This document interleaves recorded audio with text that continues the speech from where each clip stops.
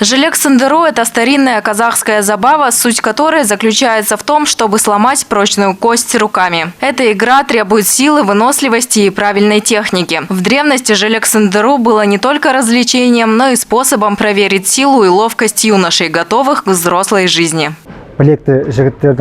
В рамках празднования Наурыз Мейрамых в стенах школы мы организовали состязания по желек-сындыру. На мой взгляд, молодежь должна знать национальные игры, которые передаются из поколения в поколение. Нужно беречь наши традиции. Ранее я уже принимал участие в этой игре. Удалось сломать одну кость. Сегодня у меня также это получилось. Ученики с интересом попробовали свои силы, прочувствовали дух национальных традиций и получили заряд положительных эмоций. Такие мероприятия помогают сохранить и передавать культурное наследие, объединяя поколения и воспитывая уважение к традициям предков. Вообще мне очень понравилось.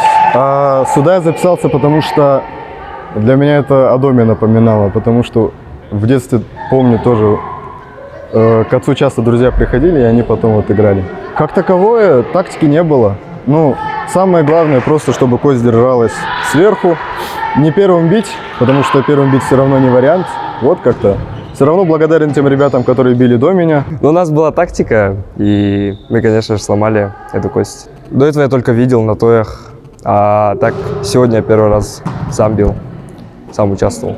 Всего были сломаны 4 кости. Соревнования по желек-сындыру в Назарбаев интеллектуальной школе планируют устраивать каждый год. Адилия Кушекова, служба новостей.